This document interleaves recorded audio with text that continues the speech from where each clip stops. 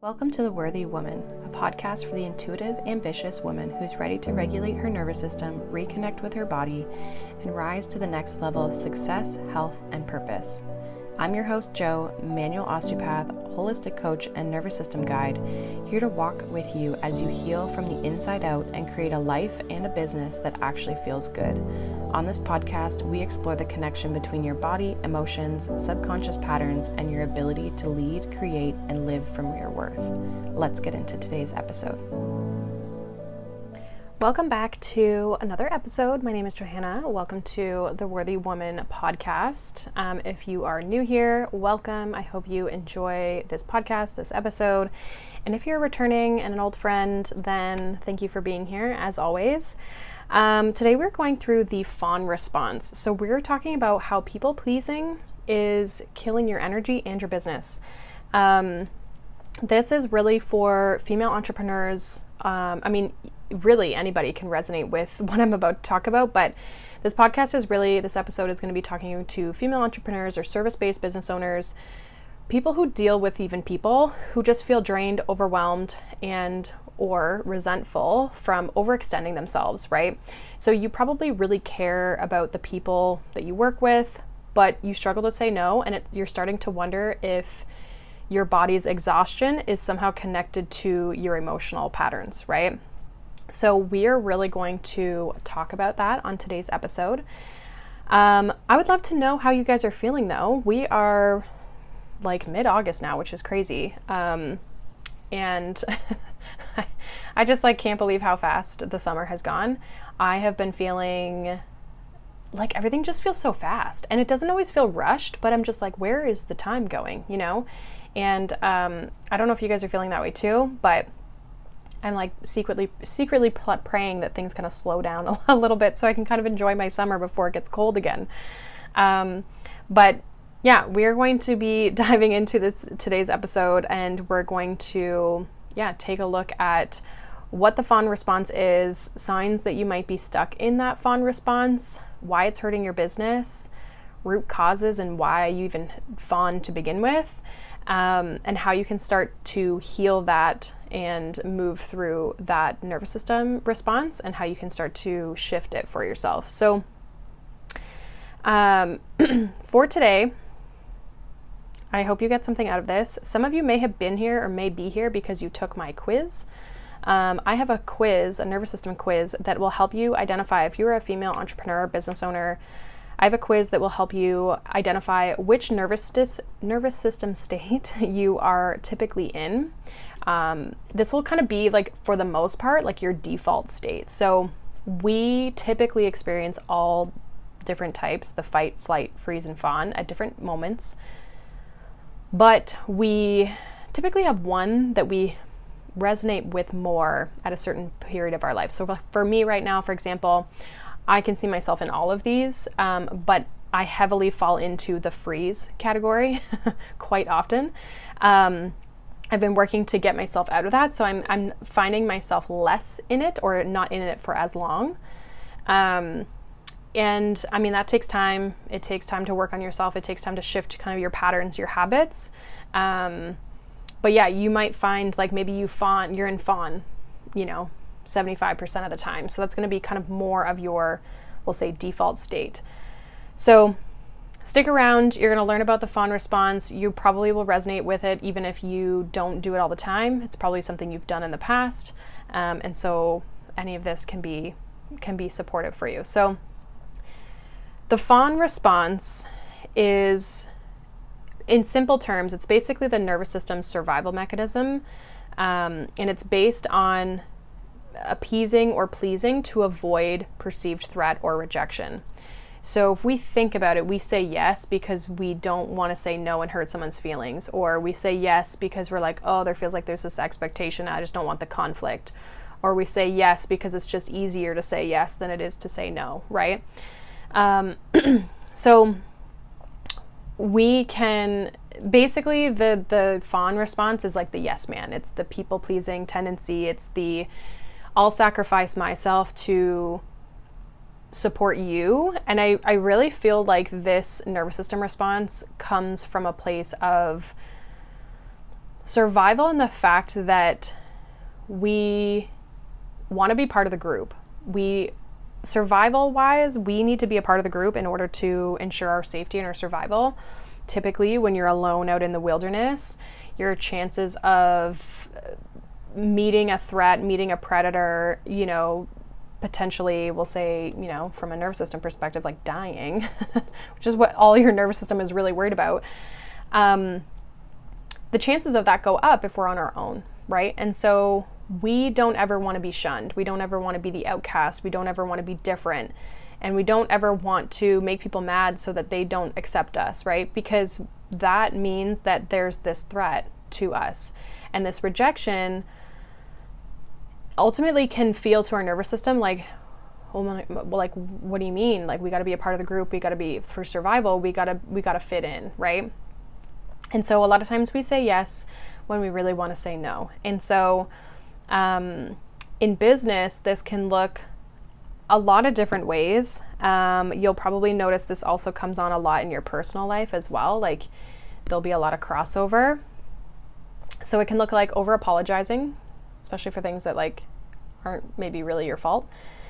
Saying yes to things that drain you, whether that's clients or expectations or content or just doing things you don't want to do, Sometimes we have to. There's always things in business we don't love. But when we're doing this very frequently, it gets very draining. Prioritizing others' comfort over your capacity. So again, this is just basically saying yes to things or to people when you don't have anything left in the gas tank, right? Like you are overextended.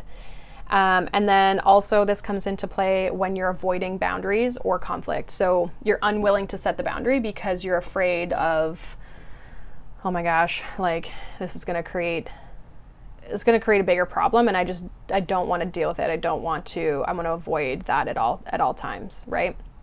So we can get into these states because, again, we're just trying to fit in. We're just trying to keep the peace. We're just trying to stay a part of the community, that essentially ensures, or so our nervous system thinks, our survival, right? The reality is, in this day and age, with the way and how much we are connected, we can very easily be rejected from the group and go find another group, right? With the way social media is, with the way our communities are, we have so many people on this earth. Whereas before, if you were rejected from your community, I mean, you were literally in the middle of nowhere with nobody, right? And the chances of being accepted into another community or another group was probably pretty low because they would perceive you as the threat, right? Because you're different and you're not part of their group. It's way different now, but our nervous system still views it that way, and our nervous system doesn't realize we have all this technology now, and it's a little bit easier than it used to be. Now, this is a nervous system response that I find women, especially, we've been taught societally to like say yes to things and not rock the boat, and if we do say no, or we create conflict, or we get labeled as like the bitch or the person who's just like selfish or, whatever. Like, we've really been conditioned to appease everybody, even as mothers, right? And I think over time, I think that's one thing as women we can see, and we can all probably agree on, that like we're allowed to say no. We're allowed to live a life that feels good for us. We don't have to sacrifice ourselves all the time just to make other people happy. And a lot of times when we set the boundaries, when we confront the conflict, things actually are easier. The boundary initially is really hard, but things are actually a little bit easier for us and other people. We're happier, which makes other people happier because we don't have all this tension and this clashing happening, right? Because I see this in my personal life. I have seen people who are mothers who overextend themselves, constantly give, constantly do things for other people, and then are pissed off when nobody does it for them. And it's like, but you're overextending yourself, right? This is where we overextend ourselves and we expect to get it all back. And we can't have that expectation. We have to be able to set the boundaries so we show up for ourselves. And we often feel, and I felt this way in relationships where I think, oh, I'm doing all of this for them, and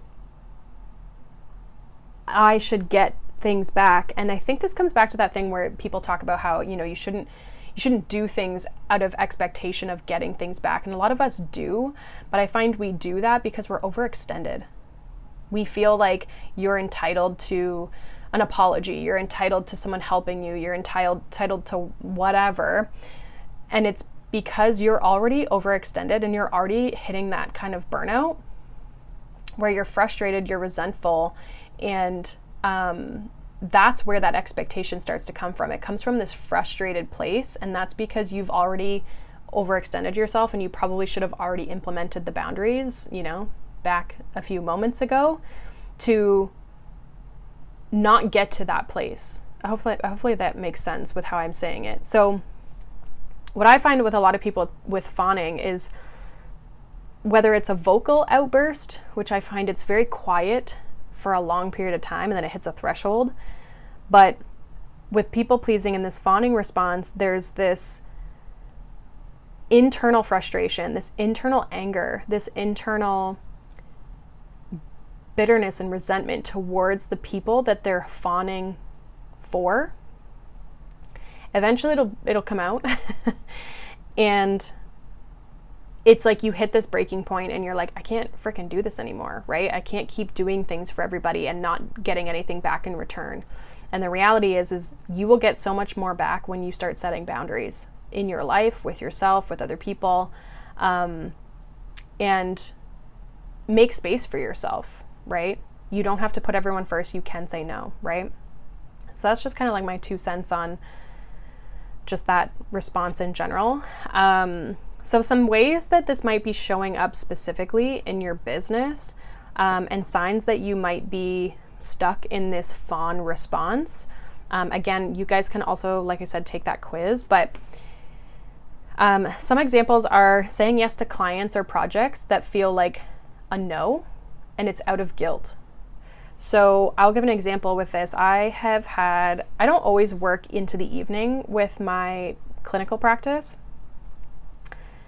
I don't like to. I go to bed at I'm in bed by 9. So I'm like, I don't want to work till 7 because then I feel rushed getting home and I'm like, my nervous system, I'm all kind of fired up and I'm like, I got to go to bed or else I'm going to be exhausted for the next day. So it just makes my evening feel very rushed. So I usually don't try to work, and ideally I would work till 5, but I really don't definitely not after 6. I prefer to not, just because I need that downtime before I actually go to bed. And that's a boundary for myself because I know that that's what I need. But I have said yes to staying late for random people who have called in who need an appointment. And every single frickin' time, one, I'm bitter and resentful about it. I always have a gut feeling that I should not be saying yes to it. And I do, out of guilt, because nobody else is staying late. And I guess I can because I'm not really doing anything, right? And every single time that client has either been a pain in my ass, and this is not, if any of you are clients I treat later, these aren't you, but I've had they'll be one-off clients, they never come back, right? They're not really in alignment, right? It's just none of it's jiving. And it's because I have said yes to something that I really didn't want to say yes to, right? And so when we're looking at business and we're looking at projects, everything, when you can finally say no, it's like that party you don't want to go to, When you say, hey, listen, I can't make it, I'm sick or whatever, and you make up an excuse, or you do end up canceling or they end up canceling, and you're so freaking happy, clear sign that you should have just said no in the first place, right? But a lot of times, again, we've said yes because we feel like we should, or we feel like we can't cancel. You might also be over-delivering or working extra without charging for it. So this could be you have an hour appointment, but you treat them for an hour and a half. And that could be because you are, they're talking a lot, or, you don't want to cut them off, or just time management pieces within appointments, especially when it's like smaller like time frames. But this also, as coaches, for example, this can be like allowing your clients to contact you 24/7, or feeling like you have to constantly message them back and always be on your phone, right? You can have boundaries around those things to still feel fulfilled. And also, you can support people at the same time, right? Ideally and realistically, your client's going to get more from you if you're recharged anyway, right? You might also be afraid to raise your prices or enforce boundaries. So again, we've talked about the enforcing boundaries, but raising our prices is something that, again, we are worried like, oh, what if people don't come back? Oh, what if people don't, what if people don't like it, or people are mad, or whatever. You may also feel resentful or drained after interactions, but don't know how to like stop that, or don't know how to limit your interactions with certain people. So it's really important when we're in this fawn space, like it is with any nervous system state, but it's really important that we are monitoring how we feel, especially after interactions or saying yes or no to certain things. That is going to be a clear sign of when you're in alignment. You've definitely set the boundaries and you've done the right thing for your nervous system. And also, it's going to show you where you're not. And you're going to very easily start to see like where that fawning is starting to come out a lot. And you may also just be avoiding hard conversations, again, just to keep the peace. So maybe you're avoiding firing that person, or maybe you're avoiding having a conversation to your client about something. Sometimes in my profession, with my osteopathic side of things in the clinic, it's like avoiding having the conversation around like what's really going on with the health, and like if someone's diet or the way that their nutrition or something is, I don't always want it to come across in a negative way. So sometimes I can avoid saying it, but realistically, I know that that's what they need, right? It might not be what they want to hear, but to keep the peace, I can sometimes avoid it, or I have in the past. And those are things that, again, just because it's uncomfortable to have the hard conversation in that moment, it's going to make it harder if we don't ever have it, right? It's not really going to allow us to fully deal with the situation if we don't have those conversations. But that initial response of like, oh, let me just not bring it up because, whatever, that's that fawning response as well. So the reason this hurts our business so much is because this burns us out and it makes us resentful to our clients, right? Like it makes us really irritated. It makes us take on way too much, which starts to affect us mentally, physically, emotionally, spiritually, energetically, right? You can really start to have a lot of like emotional or physical symptoms. So like exhaustion, again, feeling resentful, anxiety, gut issues, feeling unseen or underpaid, maybe even struggling financially because you're not being paid, or you're not raising your prices or whatever, right? And then your business from this place starts to get out of alignment, right? You start attracting the wrong clients.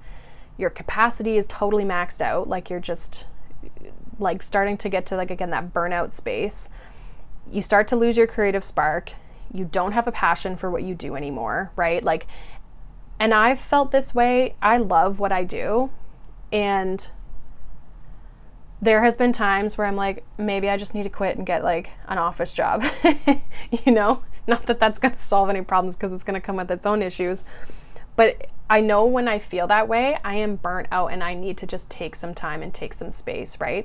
So when we end up in this space and we're not aligned and we got these clients we don't maybe love, or our capacity is totally maxed out, we're tired, we're exhausted, we don't have any creativity, we don't know what to do next, we start to feel very confused and overwhelmed and blah, blah, blah. Like our business can really go down a very negative path quite quickly if we are people pleasing all the time. And it really starts to bottleneck our growth when it comes to our business and our finances and just our life and how our life feels and how good our life feels, right? So people pleasing is a huge piece that I see, and it's also a huge piece that holds you back, especially if you struggle with the boundary piece. And a lot of fawning is around boundaries. Now, we can have some deeper reasons as to why we fawn in the first place. One of this is like childhood conditioning. So being praised for being the good girl, not wanting to rock the boat. Maybe you had a parent who was kind of a bit explosive, or could be, you know, a little bit like raise their voice a lot or whatever. And you just like didn't want that to happen because as a child you viewed that as like unsafe or scary. And so you might just do what, you know, just keep the peace, keep things nice because it feels safer, right? It feels better. The other thing that we can have are like beliefs, like internal beliefs where we think like, oh, if I make others happy, I'm going to be safe and I'm going to be loved. So if I give them what they need and what they want, they're going to love me back. And truthfully, not that people necessarily mean this intentionally, but a lot of times when we overextend ourselves, we end up with people who take advantage of our love. They take advantage of our kindness. They take advantage because we just give it out, right? Whereas if you've got a little bit under like lock and key, your effort, your energy is deemed valuable. And it seems really weird and it seems really backwards, but we think, oh, if I just do the good thing, if I just do the nice thing for this person, if I just do what they want, they're gonna love me. And in reality, they could just be walking all over you, right? And just only with you because they get what they want, right? And they can't do that with other people. Unfortunately, people are like this. And then again, I don't think necessarily the other side of that other person means that always in a negative way, but they just don't always realize it, that they're doing it and that they're taking a lot of your energy and your time and your money. But it's a reality. And a lot of times either you set that boundary and that person no longer is a client and you feel a lot better because you're not overextending, or that client goes, oh, okay, no problem, and switches up, right? And does respect you and your time and your energy. They just needed that boundary there so that they know, right? The other kind of root cause of fawning is like nervous system believing that like being assertive is dangerous. So I feel like it comes from this, again, this survival place of like, we don't want to challenge, you know, who's the authority, who's the alpha, who's the whatever. And that can be dangerous, right? Because again, there can be, if we challenge things or if we're assertive, we can be rejected, we can be shunned, we can be, again, our survival is in some ways under a threat. And then we have a lack of emotional safety to really just say no, to set the boundary. We just don't feel safe in doing that, and that can feel very scary. What I encourage people to do if they're struggling with boundaries is like set small ones, like with yourself, right? Like, I don't know, it could be like saying no to the second coffee of the day or someone asks you if you want a piece of cake and you really don't, you just say, no, thank you. Like just like small stuff like that, like, no, I'm good or whatever. Like things that don't have to be big, massive decisions in your life. Start with those small little things and speaking up for yourself, right? Again, all of these things that we do are not our fault. The reason we are responding in these ways is because it's all our nervous system knows. And again, it's just trying to keep you alive, right? And so we have to be aware of this because it's our responsibility to heal these things, but we have to also not place the blame and the guilt on ourselves and not, you know, force ourselves to feel like, oh, this is all my fault that this is this way. It's totally not. This is just, you're a human, essentially. So these things come up for our awareness, but it's not meant to shame us. It's not meant to hurt us, you know, more, right? So there's a few things you can start to do to heal this fawn response, to start healing this. And we can break this down into small steps. The first one's becoming aware. So start to notice when you're saying yes to things when you really want to say no, or when you say yes out of fear or guilt, like you feel like you should, or you're afraid that if I say no, that they're going to be mad or whatever. Just start noticing those things, even if it's after the fact, right? Just become aware of it. You'll start to notice it more and more as you pay attention to it.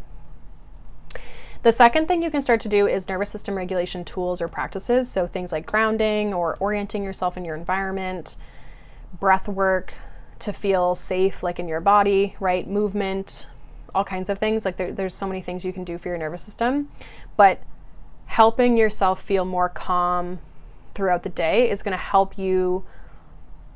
It's going to help you stand up for yourself, right? Especially in the smaller moments. There might be some specific moments like at work or with clients or with a person in your life that you might have a harder time with. It might take a little bit longer, but the more regulated and grounded we are, the easier we can stand up for ourselves and say no. The third is setting those micro boundaries, like what I had kind of mentioned before. You can also practice saying things like, let me get back to you, or like, no, sorry, that doesn't work for me, whatever. So you can start to kind of shift and change and create these micro boundaries for yourself. Maybe for some of you, the micro boundary is just like, oh, sorry, I don't have this day available after 5, right? Like you could start to create some smaller boundaries for yourself around your schedule, your money, like whatever, right?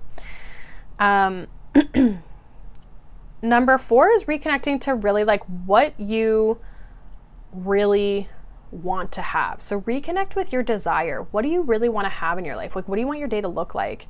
What do you want your day to feel like? How do you work with your clients? How do your clients pay you? How did the sessions go? Like, really get specific around what you want, and you're going to start to see where the disconnect is. And then again, that's going to also help you figure out these small shifts, these small little things that you can start to change to create more of that desire life, right? And then we also have to rewire the identity to go from like the nice girl to this empowered leader and somebody who's bold and stands up for themselves, not somebody who's rude or somebody who's disrespectful or someone who doesn't acknowledge other people's challenges. It's not that you're that, but you're able to set boundaries for yourself and also show up for your clients and also show up for your business and not feel like you have to sacrifice yourself in your life because you have this business and you have these clients, right? So rewiring that belief and that identity is going to be huge. And all of that starts to shift with these other things that I have mentioned, as well as looking at what are you afraid of when you say no, right? That's a good question, right? What are you afraid of if you say no to people, to clients, to situations, right? What is that fear bringing up for you when you say no, or when you think you want to say no?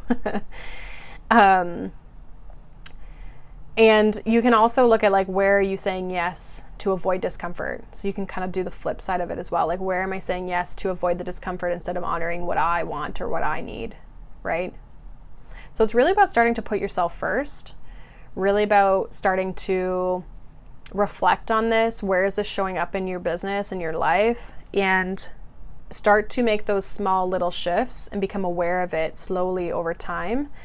And it'll become easier over time, right? And there'll be new hurdles and all these other kinds of things, but slowly, once you become more aware of it, it won't be so like, I don't know why this is happening, right? Like, you'll have an idea of where it's coming from. So if you guys want more support on this, I do work on this with female entrepreneurs, service providers, that sort of thing, in my Elevate Her coaching program, which is a 12-week program. It's group, but there's a lot of one-on-one touch points through that. So if you guys want to check that out, the description box has the link for that for you guys to read more about that. Feel free to share this episode with a fellow entrepreneur, somebody who you know maybe who is like struggling with this or who deals with this and who maybe might not realize it's like a nervous system response and that they can change it. So if they're stuck in this pattern, feel free to share that with them. Feel free to leave a review, tag me, whatever. If you're listening to the episode, feel free to kind of share it in any sort of way. But that is pretty much what I have for this episode. So I hope that you guys found this supportive. Feel free to check out the other nervous system responses, fight, flight, and freeze, which I have previously done the last 3 weeks before this. So feel free to check those out. You will learn more basically that those are the different types of responses, and that's how it can be showing up in your business. And you might find that you have kind of a little bit of each, and that's okay. But yeah, I hope you guys have a wonderful day. Thank you so much for being here, listening, supporting me. It's greatly appreciated. And we will see you next week in the next episode. Bye.